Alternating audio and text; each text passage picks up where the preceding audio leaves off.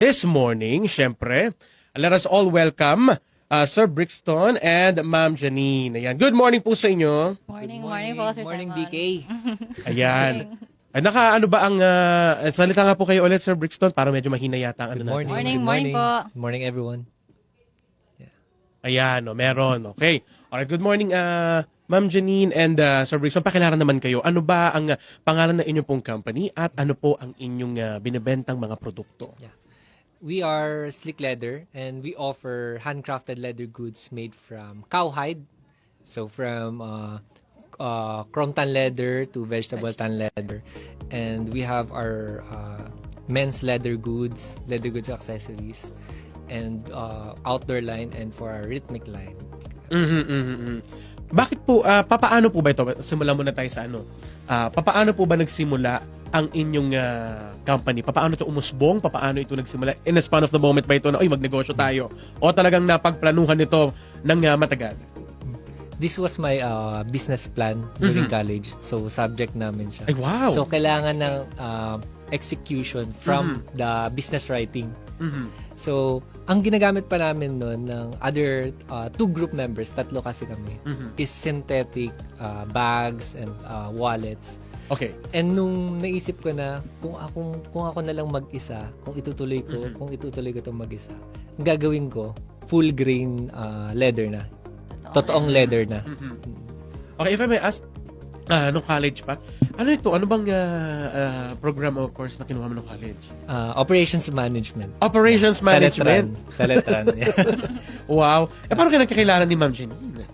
We were high school friends. High school friends? Wow. Back then, after college, naging kami. And I wanted to help him out nung time na struggling siya to fulfill the orders online. So, kaya ako napasok sa business niya kasi nag-enjoy ako mag-leather. Nag-enjoy ako She was gumawa. flying before. Oo, I was flying 7 years before abroad. And then when I came back home, sabi ko, sige, pahinga muna ako. And then I helped him out kaso nag-enjoy ako. And then we expanded to custom orders aside from the regular items. Okay. So, nung mga nagsisimula pa, custom order pa lang to, wala pa yung... Pero purely online ba? May may physical store. So, may concept store kami sa Labang. Called Connect by the Park in front of Pen Shop. And open din yung leather studio namin sa Taguig. So, dun yung manufacturing area. Pwede nyo kaming i-visit kung may kailangan na item na ipala. Oh, yan ha. Ito, may I ask, paano nyo nakukuha yung mga, saan kayo humahangon ng mga leather skins? Sa nabanggit nyo kanina, yung sa cow? Paano nyo nakukuha yun? Lahat po ng materials namin is from Marikina. Okay. Locally sourced. Yeah. Marikina is the best for the leathers. Doon kami kumukuha. To support then the local tannery that we have here. Okay. So, yung manufacturer din, sa Marikina rin yun? O separate pa siya? Yung iba, distributor lang. Distributor lang. Okay. So, yung mga Auto, yung Nation, Tony, nagpo-provide sila ng distribution channels for the leather. Yeah. Ano yung, if I may ask, ano yung naging challenge nung nagsisimula pa lang? No? Ano yung mga naging, kumbaga ba, naging salik, naging problema? Ano? At papaano nyo ito na overcome? Yung siguro, one of the major challenges, yung pag off-season. So, pag hindi peak season. So, naghahanap kami ng mas maraming orders, hinahabol namin yung orders from the peak season. So, ang ginawa namin, mas aggressive kami sa mga custom work. So, kumuha kami ng custom work from weekend markets.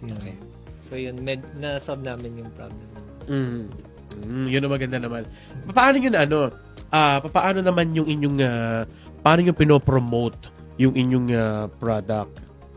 Online, via social media, because he's a digital marketing manager. So, yung skills niya, doon niya din ginagamit. So, pag-create ng campaigns. Okay, I see. May another, aside from this, at may tuturing natin nitong may tuturing natin siyang negosyo. So, meron pa kayong another job? Yes. Paano nyo napagsasabay? We have two crafter assistants. Okay. Pero hands-on pa rin kami with all the from starting from the design, from the from the materials na pagpili, Then we hand it over to the workers assistants namin. Okay. Sila magtahi. Kasi kami work from home din, so natututukan namin yung business. Tapos kami din ang magte-train kanila. Pero more on stitching sila. Sa stitch. Pattern making. Pero pag sa quality assurance. Kayo ang tumitingin. Yeah, we have a student and a single mom, diba? Ay, wow! Ang galing Kumbaga hindi lamang environmentally friendly, nakakapag-create din ng job para sa ating mga kababayan. Maaari nyo bang i-introduce naman sa ating mga kababayan yung mga produkto nyo dyan ngayon na nandirito? Ano ba yung mga nandito ngayon sa ating harapan? So, itong malaki, yun yung duffel bag yan. Bagong release lang din yan. And then, ito small messenger bags. So, we have 3 main lines for our products. We have our rhythmic line for musicians. So, may mga guitar, may mga guitar straps and drumstick case. May mga pick cover for the musicians. And then, for men's accessories naman, yung mga wallets, keychains. And for our outdoor line, may mga golf ball case kami. Sino po ba yung sino ba yung kumbaga parang naging target market ninyo sa inyong mga produkto? Young professionals. Young professionals talaga. Yung mga nagsistart na gusto nila, they would look clean and minimalist. Oo nga. Pero hindi masakit sa bulsa. Kasi dun din papunta yung brand from minimalist na polish. Tapos smooth. Kasi mga leather items na nandito sa atin na available sa market is yung mga mahal. Oo nga. Papaano nga yun? From abroad. So, we would like to give them an alternative. Focus namin sa Filipino market. Na kaya ng budget ng Filipino pero hindi siya yung design niya hindi naman kumbaga it looks professional enough. Hindi na siya sa alang-alang. May I ask, ilang taon na ang company? 6 years. 6 years? Kumusta naman yung 6 years na yon? Okay, kasi naging top 3 best wallets kami. Wow! Congratulations! Actually, the wallet na nag-top 3 po is... Asan? Ito, bifold wallet. Simple design lang. Design niya, house design niya na nag-top 3 sa Actually, sa Lazada. Ito yung... iba yung design na yun naka-half lang dito pero nagustuhan siguro ng Filipino market kasi iba siya. Vertical wallet. Vertical wallet siya, tapos ang dami niyang kumbaga napaka-simple tingnan. Hindi ba? Pero ang daming magagawa. Tsaka kasya sa bulsa. Opo, isa yun kasya sa bulsa. Isa yun sa tinitingnan di ba? So aside from of course, kumusta naman yung company ngayon? From that 6 years, of course, nabanggit yung kanina yung naging struggle, naging salit. Papaano naman ang inyong pinaplano sa mga susunod na mga taon, sa mga susunod na buwan? Anong inyong plano for the next couple of years sa inyong company? So, medyo struggling ngayon kasi alam mo naman yun sa economy natin. Nagtaas yung mga raw materials. So, hinahabol namin yung margin, yung markup. And yung vision namin for this business is to extend our product line. So hindi lang for rhythmic, hindi lang for and also to improve yung design talaga. Customer based kasi. So the design that we craft actually depende sa customers. So pinag-aaralan din namin kung ano yung kailangan ng Filipino market. Like for example, meron tayong coin purse, maraming gumagamit ng MRT. So, yung coin purse, madaling makuha yung cards, pero meron din quick access for the coins. And yung sa innovations din. Kasi mahilig ako dun sa mga shape shifters na yung mga industry, kunyari leather or glass or wood or metal. Baka pwedeng ma-incorporate yun into something, diba? Something different. Na maaaring either either sa pang-lifestyle ng ating mga kababayan o naman everyday use. Yung mga ganun, di ba? May mga naging partner companies din ba kayo? Sa leather band namin, nag-partner kami with Ilog Maria. Sila yung gumagawa ng mga leather conditioner. Yun nga B-Farm siya. Talagang Saan? makikita mo yung yung mga bees dun sa Cavite. Ang cute, may bee farm sa Cavite.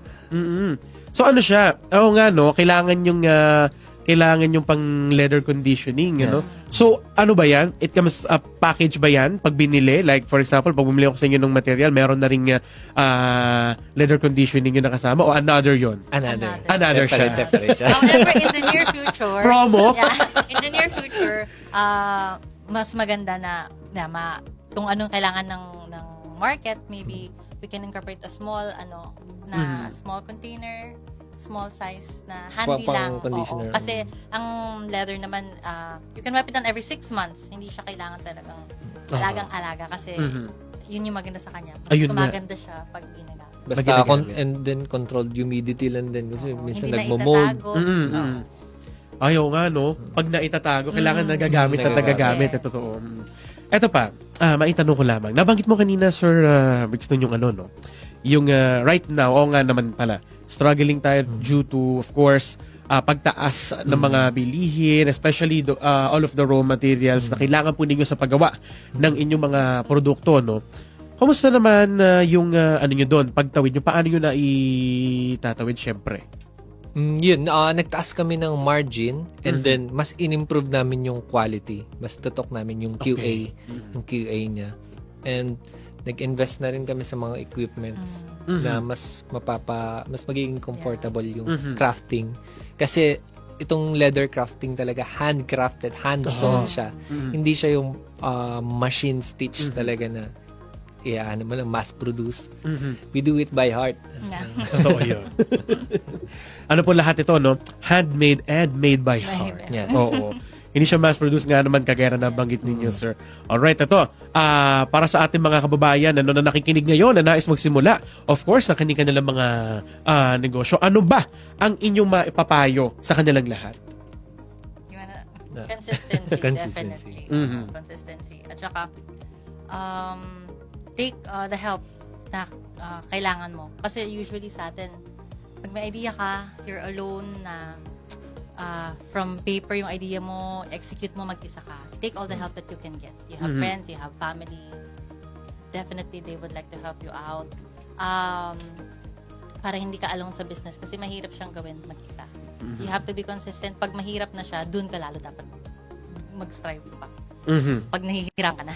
Tsaka may phrase ako nabasa yung sabi niya, if you keep using the same bricks, you'll keep building the same house. Consistency. Tsaka, ganda naman. At kakibat pa po ng inyong pangalan, Bricks. Bricks. Hindi ko nga din niya lang yun. Okay. Bricks. Alright. Give it to him. Sige, Bricks. Alright, ayan. Sige, maaari nyo imbitahan ng ating mga tagapakinig this morning na i-follow ang inyong mga social media pages, of course. At syempre, to promote your products din naman. Yes, so we are available po on Instagram. You can follow us at slickleather.ph.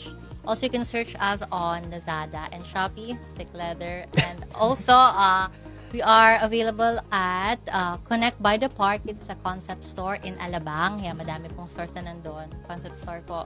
Check it out in front of Friendship Ground po. Ayun, alright. Thank you very much, Sir Brixton and Ma'am Janine, sa inyong pong oras parehas, of course, na makapanayam this morning. Higil po sa inyong produkto and at the same time, kung paano ito nakatutulong sa ating environment. At syempre, kung paano ito nakatutulong, of course, din naman sa ating mga kababayan. Alright, oras natin mga kababayan, 8:44 a.m. Once again, si Sir Brixton and Ma'am Janine from Sleek Leather, ang Sleek Leather Founders po. Alright, mga kabike, wag muna kayong aalis,